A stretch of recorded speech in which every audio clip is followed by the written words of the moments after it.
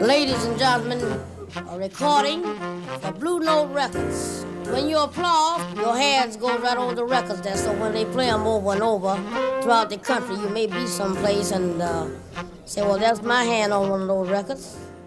I'm Bruce Lundvall. I'm the chairman emeritus of Blue Note Records. I'm here with my good friend Michael Cuscuna, who started the label with me again in 1984. Right. The other side of my hangover, Michael Cuscuna, here he is. Thanks, Bruce. You're welcome.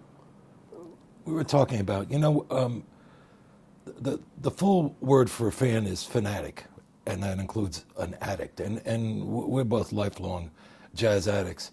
Yeah. And I remember, I know the music that resonated in me where I was a slave to the music from that point on. What was the music that, not the first time you heard jazz, but the first music that got you absolutely hooked for life?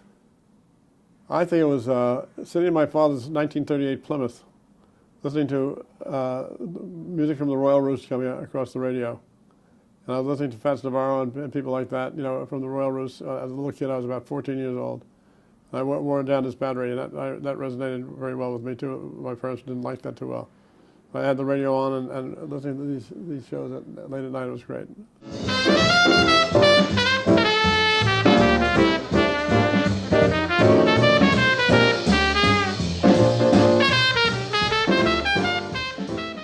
You're a bebopper. Okay, so I'm born... I'm a bebopper. About 13 years Oh, but you want after to talk about before then?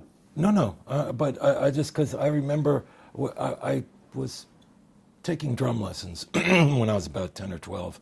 And I liked R&B and doo-wop and stuff, and then I started to buy drum records, Krupa, Rich, Blakey, Roach, just for the drum solos. And little by little, I started to listen to the music before and after the drum solos. And that's what got me interested in jazz. But even while I was still plodding through Benny Goodman and Dave Brubeck, learning about jazz, I stumbled across a John Coltrane live at the Village Vanguard. And it was controversial and it was avant-garde and I really didn't understand it, but it just struck a chord in me. And from that day on, I just knew that this music was the major part of my life, and it has stayed so ever since.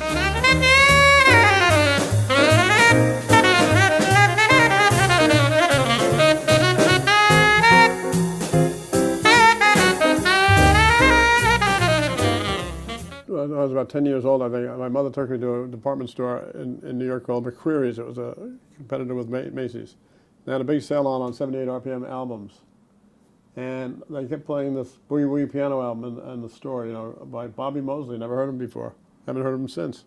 And I begged my mother to buy it for me. I was 10 years old. Played it endlessly on the little phonograph we had at home, Yeah. And that led me to listen to the radio, to jazz programs that were on at night and so on. And then when I was about 13 years old, I would trade in soda bottles and get the deposits and bring them to a little store called Comet Records in Cliffside Park, New Jersey. And there I would buy Benny Goodman records and Lionel Hampton records, jukebox records. They're worn out on one side, and they were on sale for 35 cents. They're in pretty good shape, and they're 15 cents for the ones that were in bad shape. Right. From the heavy tone arm and so on. And usually the flip side was mint. Yeah, the flip side was great. It was a good B side. It was terrific. And I began collecting 78s when I was 12, 13 years old. And I got hooked really hard when I was in high school, and I went into New York all the time. We'd wear suits and things, underage, go to Birdland and go to the Downbeat Club and places like that. 1950, 50 to 53. So I think the first time I was around 1950, I was 15 years old. In the Birdland with a suit on, so I looked old enough. Pee Wee Marquette was at the door. Didn't ask for ID at all. Get on in there. Yeah, he might have asked for some money, but that would be, well, that was putting that in context, because that was true when I was going in the early 60s. But to put that in context, the drinking age in New York State was 18, where it was 21 everywhere else. So we were passing at 14 and 15 years old. Same thing. New Jersey was 21, so you had to go to New York State. But it was great. I mean, I remember the first gig I saw, the first time I went to Birdland, which also had a peanut gallery, which was nice. But $1. Was well, this was a little later on. It was the admission was $1.75, and it was Art Blakey and the Jazz Messengers and Betty Carter and the Thelonious Monk Quartet. And and then when I got hooked on Coltrane, it was I used to go in and see him all over the city over the period of a year, because I later found out, Elvin Jones explained to me, that he really wanted everyone to have a family life. So he would travel only X amount of weeks a year. And the rest of the year he would fill in, like he would work at the Village Vanguard. A couple of months later, he'd go to the Half Note, and then he'd go to Birdland and the Jazz Gallery. So he'd hip hop around the city over a period of time. So it wasn't hard to go see that band, 20 times a year, which I took full advantage of. And it's still, to me, I think, the greatest live experiences of my life were seeing that band and Miles's band with Herbie Hancock and Wayne Shorter and Tony Williams and Ron Carter. I was already working when that band was playing, but I saw that, and I was about 15 going into Birdland. I saw Lester Young, Art Blakey, of course, with Clifford Brown and Lou Donaldson, Shirley Russell, and the Horace Silver. Well, that was a Blue Note record day, right? I know, that's my favorite record on Blue Note as a result of being in the audience, having my hand on that record, as Pee Wee Marquette said on the record. 1, 2, 3.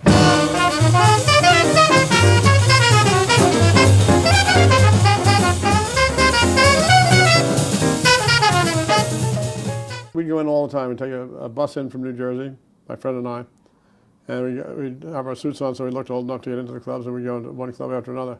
We got to see almost everybody in those days. And this is in the 50s, and then Coltrane came later. I saw him many times with Miles at the Cafe Bohemia. That band, that was fabulous. Did you have the courage to walk up to musicians in those days? I didn't. Yeah. Very seldom did that. I didn't have, except when the girl with the camera in the club would come over and say, like a picture with Oscar Peterson. Yes, I'd like that. There was one girl. And Sarah Vaughan, things like that. There was one girl, camera girl at the Metropole, who her dress was always falling off, so she was basically in her brassiere, and not an attractive-looking woman. But, I mean, that was the cigarette girls and the camera girls, which is all now a bygone era. But bygone era is right. That was a big part of it, Absolutely. Take your girlfriend in high school to Birdland, and you had to have a photograph taken. Right. And you had to order champagne and everything else, Yeah, and the impressive thing, my girlfriends always hated the music, but they were impressed that we could pass for 18 and get served. Same thing, always.